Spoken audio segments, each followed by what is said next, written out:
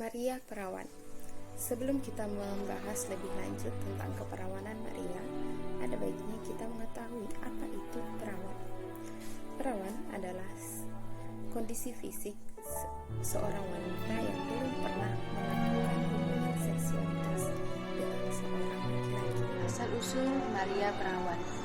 Bunda Maria adalah Bunda Allah dan Bunda Gereja. Ia adalah Ibu Yesus. Kedudukan Bunda Maria dalam Gereja Katolik sangat istimewa karena Bunda Maria adalah Bunda yang telah melahirkan Yesus Kristus. Kelahiran Santa Perawan Maria dalam sejarah keselamatan sungguh telah diamanatkan oleh Allah sejak manusia jatuh pertama kali di dalam dosa. Oleh karena itu, Maria disebut sebagai Hawa baru. Kelahiran Santa Perawan Maria juga tidak dikisahkan dalam kitab suci. Santa Maria dilahirkan dan dibesarkan dari keluarga Nazaret, yaitu Santo Yohaim dan Santa Anna. Dari situ, Bunda Maria dibesarkan dengan penuh cinta dan penuh kasih sayang. Setelah tumbuh besar, Bunda Maria dijadikan istri oleh Santo Yosef, di mana setelah menjadi istri, Santo Yosef dan Santa Maria mendidik Yesus hingga besar, menjadikan keluarga mereka menjadi keluarga Nazaret.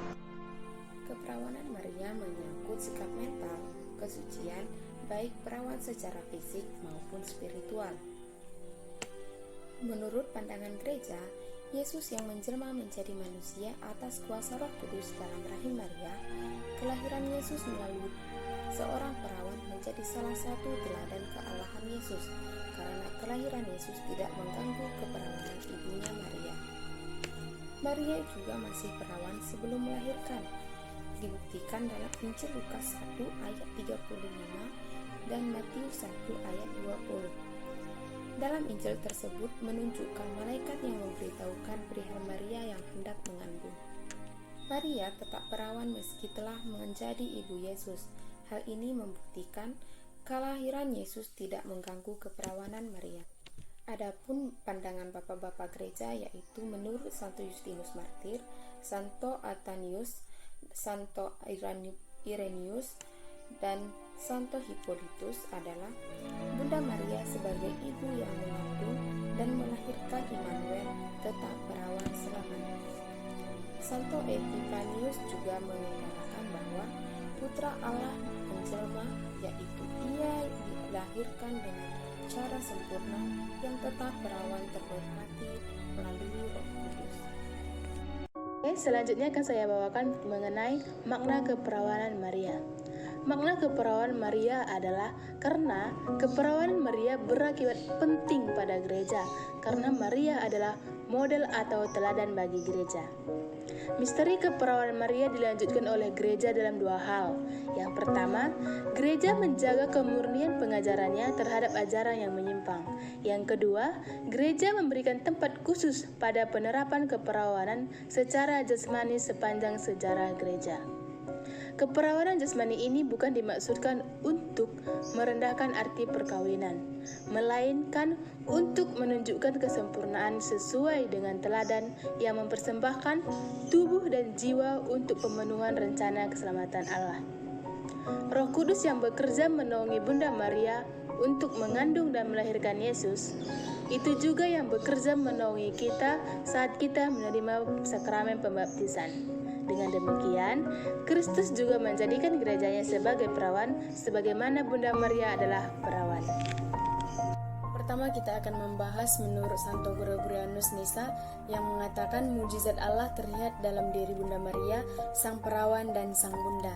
Dan yang kedua, menurut Santo Agustinus mengatakan kuasa Roh Kudus, Yesus lahir tanpa merusak keperawanan Bunda Maria. Menurut konsili juga salah satunya Konsili Kalsedon tahun 491 mengatakan bahwa Yesus dikandung dari Roh Kudus dalam rahim ibu yang perawan dan keperawanannya tidak terganggu saat melahirkan Yesus.